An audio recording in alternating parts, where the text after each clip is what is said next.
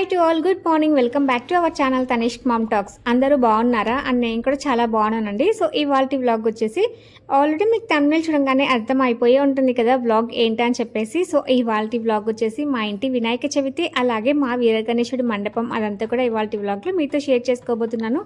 So day 1లో మా స్వామికి ఎలా అలంకరించారు ఇదంతా కూడా మీతో షేర్ చేసుకుంటున్నాను. సో వ్లాగ్ అయితే చాలా బాగుండబోతుంది. Don't skip the vlog, let's watch the beautiful vlog. ఇంకా మార్నింగ్ లేవగానే యాజ్ యూజువల్ రొటీన్ వర్క్స్ అన్నీ కూడా కంప్లీట్ చేసుకున్నాను. లైక్ ఇల్లు ఊడడం, మాప్ పెట్టడం అవన్నీ అయిపోయిన తర్వాత ఇంకా నేను కూడా ఫ్రెష్ అప్ అయిపోయి రైస్ కుక్కర్లో రైస్ పెట్టాను. ఇంకా గ్యాస్ స్టవ్ పైన ఏమో ఒక పక్కన ఆలు తాలింపు కోసం అని చెప్పేసి ఆలు బాయిల్ చేస్తున్నాను, ఇంకొక పక్క ఏమో పప్పుకు పెట్టాను. సో ఇలాంటి టైంలోనే మనకి 4 బర్నర్ ఉంటే చాలా బాగుంటుంది అనిపిస్తుంది. బట్ నార్మల్ డేస్లో అయితే ఎందుకురా బాబు 4 బర్నర్ అన్నట్టు అనిపిస్తుంది కదా.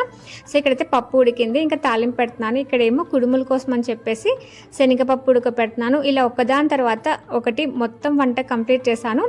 చిత్రాన్నం, పప్పు, అన్నం, ఆలు తాలింపు, ఓలిగలు, కుడుములు, రసం, వడియాలు, బజ్జీలు ఇవన్నీ కూడా ప్రిపేర్ చేశాను. స్వామికి వడ్డించినప్పుడు మీరు కూడా చూతురు కానీ. అండ్ ఇక్కడ నేను ఏం చేస్తున్నానంటే రోజ్ పెటల్స్తో ఇలా నీడిల్కి తోమాలలాగా అల్లుతున్నాను.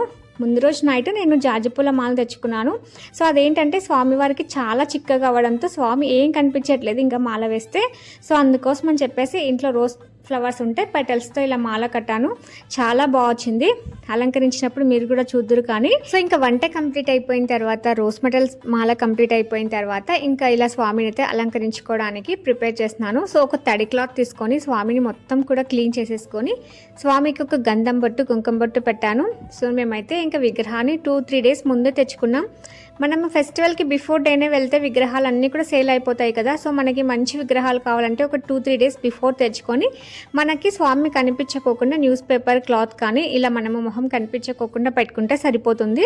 సో నేనైతే ఒక 2-3 డేస్ బిఫోర్ తెచ్చుకున్నాను. నాకు ఈ విగ్రహం చాలా బాగుంది. స్వామి సింహాసనం మీద కూర్చున్నట్టు అనిపించింది. సో లాస్ట్ ఇయర్ అయితే కొంచెం పెద్ద విగ్రహం తెచ్చుకున్నాను కానీ ఈసారి నాకు ఈ విగ్రహం చాలా బాగా నచ్చింది. చాలా క్యూట్గా అనిపించింది. రోజ్ పెటల్స్ మాలతో పాటు స్వామికి జిల్లేడు మాల కూడా ప్రిపేర్ చేసుకున్నాను. జిల్లేడు పువ్వులు అంటే స్వామికి ఎంతో ఇష్టం కదా. సో జిల్లేడు మాల, ఇంకా రోజ్ పెటల్స్ మాల, అలాగే ఒత్తిపత్తి మాల కూడా ప్రిపేర్ చేసుకున్నాను. సో ఇవన్నీ కూడా కంప్లీట్ అయిపోయిన తర్వాత ఇంకా స్వామికి గరిక అంటే చాలా ఇష్టం కాబట్టి గరిక మీదనే కూర్చోబెడదామని చెప్పి ఇలా ఒక విస్తరిలో గరికనంతా కూడా పరిచి స్వామిని అయితే కూర్చోబెట్టేశానండి. సో ఇప్పుడు రోజ్ పెటల్స్ మాల వేసాను చూడండి ఎంత పర్ఫెక్ట్గా వచ్చిందో. స్వామి అయితే చక్కగా కనిపిస్తున్నారు కదా. నెక్స్ట్ ఇంకా జిల్లేడు మాలలు కూడా వేస్తాను. సో జిల్లేడు మాల వేసిన తర్వాత కూడా చూడండి ఎంత బాగా అనిపించిందో. సో క్యూట్గా ఉన్న మా వినాయకుడికి క్యూట్ మాలలు అయితే చాలా బాగా అనిపించాయి కదా. ఇంకా ఒత్తి పత్తి మాల వేసి సో స్వామిని ఇలా సింపుల్గా అలంకరించేసుకున్నాను. అండ్ ఇంకా దేవుడి పటాలకి కూడా ఒత్తి పత్తి మాల వేసి పువ్వులు పట్టి అందంగా అలంకరించేసానండి.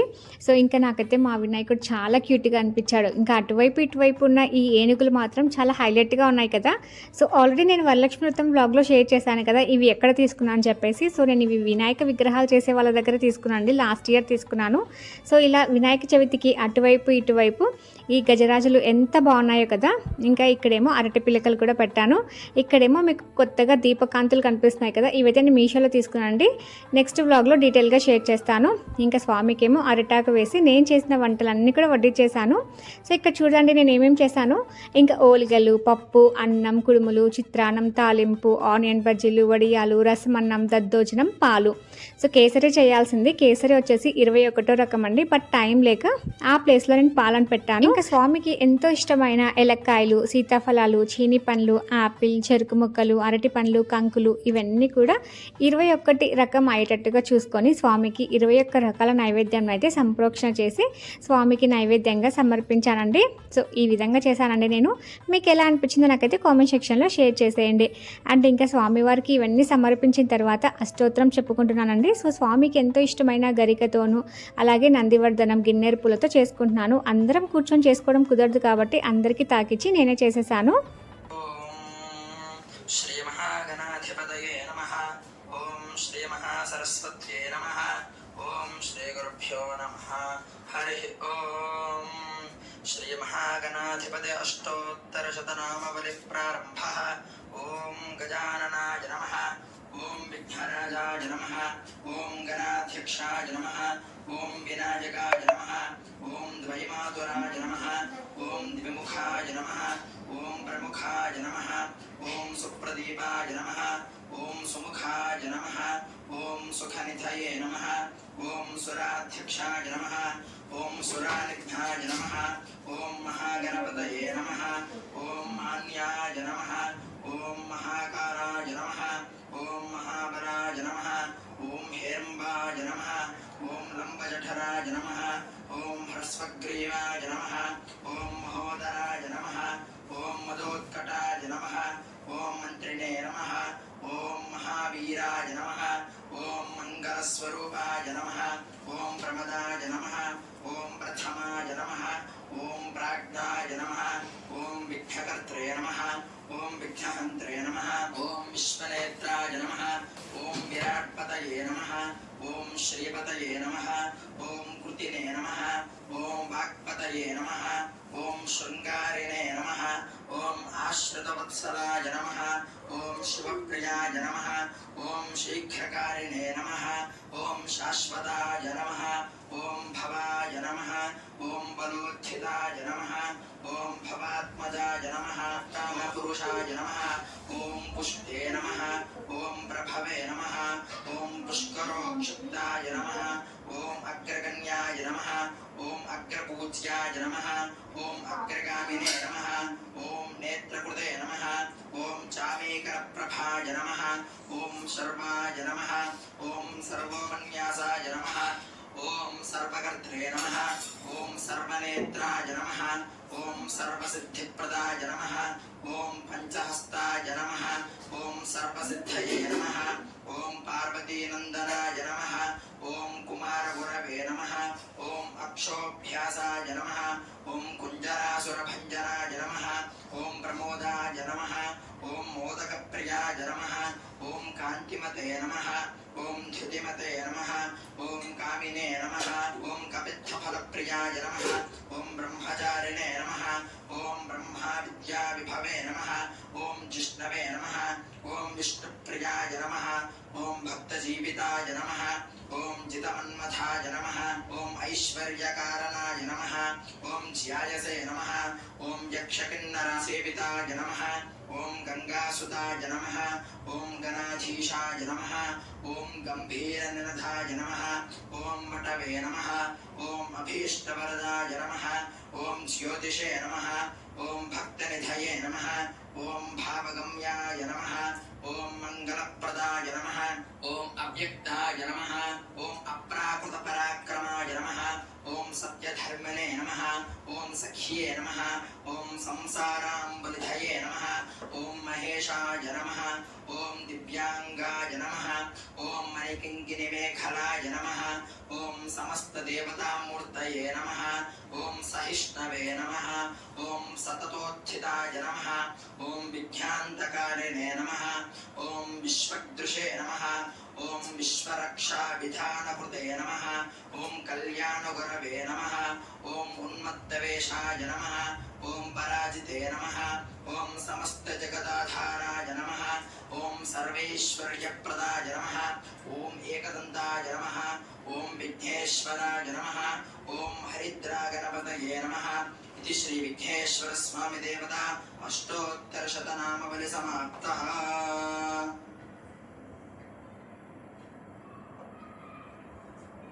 సో ఇంకా అష్టోత్తరం అయితే అయిపోయిందండి. ఇంకా అష్టోత్తరం అయిపోయిన తర్వాత మనం వినాయక చవితి రోజు తప్పకుండా చేయాల్సిన ఇంకొక పని ఏంటంటే వినాయక వ్రత కథ వినడం. సో ఈ వినాయక వ్రత కథ వింటేనే మనకి పూజ అనేది సంపూర్ణం అవుతుందండి. సో మనం ఆల్రెడీ ఈ స్టోరీని చాలా మూవీస్లో చూసే ఉంటాం, వినే ఉంటాం కదా. బట్ వినాయక చవితి రోజు మాత్రం తప్పకుండా వినాలి.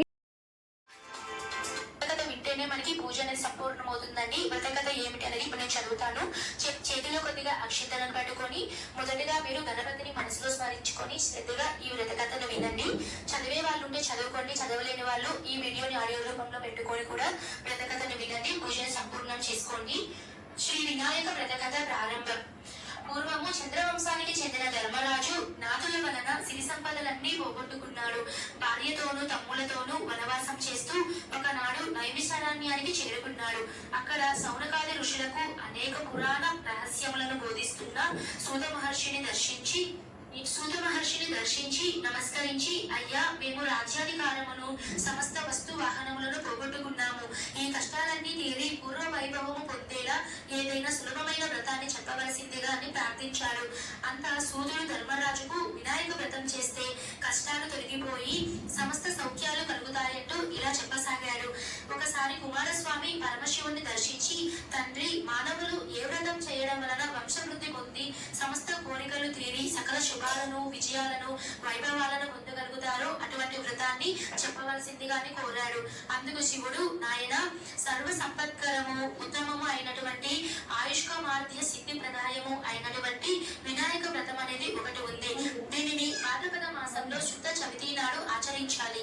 ఆ రోజు ఉదయాన్నే నిద్రలేచి స్నానం చేసి నిత్య కర్మలు నెరవేర్చుకొని తమ శక్తి మేరకు బంగారంతో కానీ, వెండితో కానీ, కనీసం మట్టితో కానీ విఘ్నేశ్వరి బొమ్మను చేసుకొని తమ ఇంటికి ఉత్తర దిక్కులో బియ్యాన్ని పోసి మండపాన్ని నిర్మించి అష్టదళ పద్మాన్ని ఏర్పాటు చేసి అందులో గణేశుని ప్రతిమను ప్రతిష్ఠించాలి. అనంతరం శ్వేత గంధాక్షతలతో, పుష్పాలతో, పత్రాలతో పూజించి ధూప దీపాలను, వెలగ, నేరేడు, చెరకు మొదలైన ఫలములను రకములకు 21 చొప్పున నివేదించాలి. నృత్య, గీత, అష్టోత్తరం అలాగే వినాయక వ్రత కథ కూడా చెప్పుకున్నాను. సో స్వామి, నా పూజ పరిపూర్ణం అయిపోయింది, నా పూజలో ఏదైనా తప్పు జరిగి ఉంటే నన్ను క్షమించు స్వామి అని చెప్పి స్వామిని మనస్ఫూర్తిగా నమస్కరించుకొని ఇంకా నేను చెప్పుకోవాల్సినంత కూడా స్వామికి చెప్పేసి ఇంకా మనస్ఫూర్తిగా స్వామికి హారతి ఇచ్చాను.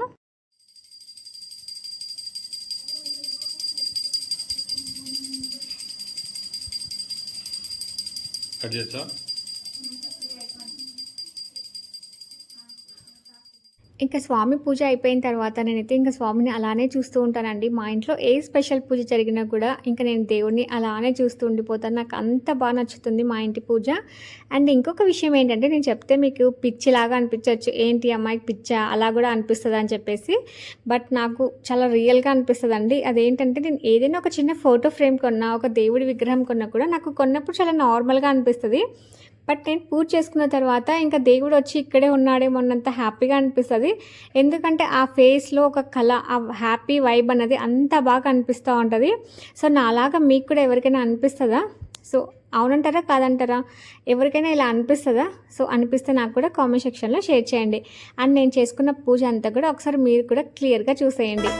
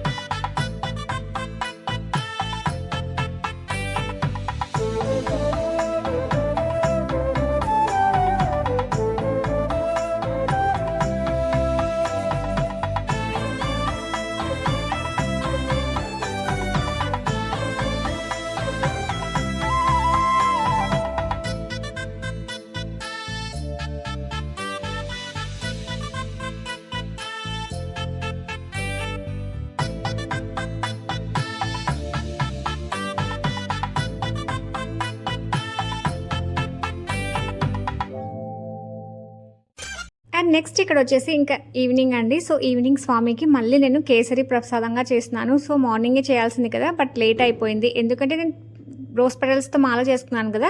సో అక్కడ నాకు లిటరల్లీ 30 minutes వేస్ట్ అయిపోయింది. సో ఆ టైంలో నేను ఇంకా కేసరి చేయలేక పాలు పెట్టేశాను. సో ఈవినింగ్ స్వామికి ఇంకా కేసరి నైవేద్యంగా చేసుకుంటున్నాను.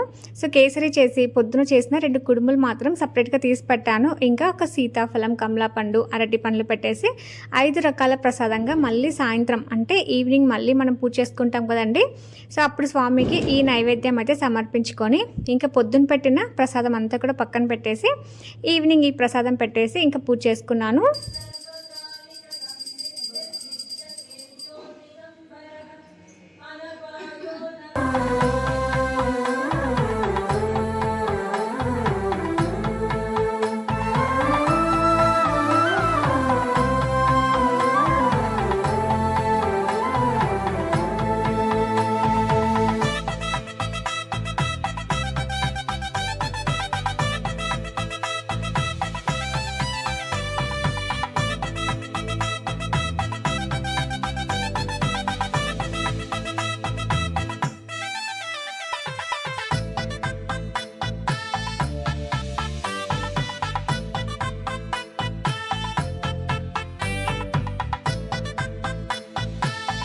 ఈ విధంగా పూజ చేసుకున్నానండి. మళ్ళీ ఈవినింగ్ సో వినాయకుడు భోజన ప్రియుడు కాబట్టి మనం ఎన్ని రకాలు పెట్టినా కూడా ఆయన మంచిగా తినేస్తూ ఉంటారు. సో మళ్ళీ ఈ విధంగా సాయంత్రం అయితే పూజ చేసుకున్నాను. స్వామివారి పక్కన పెట్టిన దీపాలు స్వామివారిని కూర్చోబెట్టినప్పటి నుండి నిమజ్జనం వరకు కూడా దీపం కొండెక్కనివ్వనండి. బట్ ఇక్కడ కింద ఉన్న దీపాలు మాత్రం అవి కొండెక్కుతాయి. మళ్ళీ వెలిగించుకున్నాను. ఇంకా వినాయకుడికి పొద్దున పెట్టిన ప్రసాదాన్ని నేను ఈవినింగ్ తిన్నానండి. సో అప్పటికి ఇంకా టైం 7 o'clock అలా అవుతుంది. సో మార్నింగ్ నుంచి కూడా ఉపవాసం ఉండి సో స్వామి వారి దగ్గర పెట్టిన ప్రసాదాన్ని తిన్నాను. సో ప్రసాదం అవ్వడం వల్ల ఏమో టేస్ట్ మాత్రం చాలా బాగా అనిపించింది. నార్మల్గా మనం ఇంట్లో చేసుకుంటే అంత టేస్ట్ అనిపించవు, కానీ ప్రసాదం లాగా తింటే ఎంత టేస్టీగా ఉంటాయో కదా. సో ఇంకా నేను కూడా తినేసి కిందకి వెళ్ళిపోయానండి. దట్ మీన్స్ మా వినాయకుడి మండపం దగ్గరికి వెళ్ళాను. సో ఎంట్రన్స్ డెకరేషన్ అయితే ఇలా ఉంటుందండి, చాలా బాగుంటుంది. సో సింపుల్గా ఉన్నా కూడా చాలా డీసెంట్గా అనిపిస్తుంది. సో లైటింగ్స్తో ఇలా డెకోర్ చేశారు. అండ్ ఎంట్రన్స్లో అటుపక్క ఇటుపక్క వినాయకుడి తొండం లాగా పెట్టారు. సో ఇది కూడా థీమ్ లాగా చూడడానికి చాలా బాగుంది. అండ్ ఇంకా లోపల కూడా బ్లూ అండ్ వైట్ థీమ్తో చాలా సింపుల్గా డీసెంట్ లుక్లో ఉన్న ఒక థీమ్ లాగా పెట్టారు లైటింగ్స్తో. చాలా బాగుందండి. అండ్ మీరు చూసారు కదా నిన్నటి వ్లాగ్లో మా వినాయకుడిని కూడా. సో చాలా బాగున్నారండి. 5 ఏనుగుల పైన స్వామివారి నించొని ఉంటారు. సో చూడ్డానికి మాత్రం ఆయన రూపం చాలా అంటే చాలా బాగుంది. చాలా క్యూట్గా ఉంటారు ఈయన కూడా. సో మీరు కూడా క్లియర్గా చూసేయండి ఇప్పుడు. సో ఇక్కడ స్వామివారికి వేసిన మాల వచ్చేసి కరెన్సీ మాల అండి. కొత్త 50 రూపీస్ నోట్స్తో అలాగే 20 రూపీస్ 10 రూపీస్ కరెన్సీ నోట్స్తో చేసినది మాల ఇది. ఇంకా వత్తి పత్తి మాల ఇవన్నీ కూడా వేయడం వల్ల స్వామి చాలా అందంగా కనిపిస్తున్నారు. అలాగే డే 1 కదా, సో వినాయక చవితి రోజు కాబట్టి క్రౌడ్ మాత్రం చాలా మంది వచ్చారండి.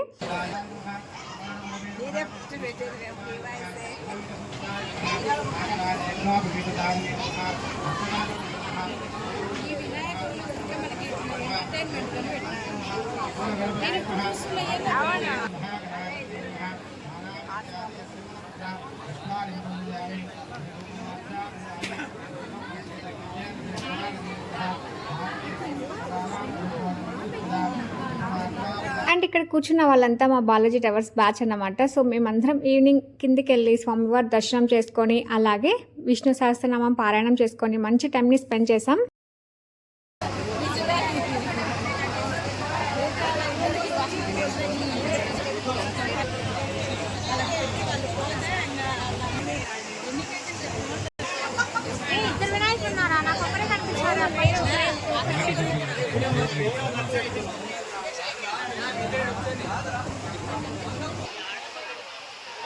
అంకుల్ సైడ్ రండి.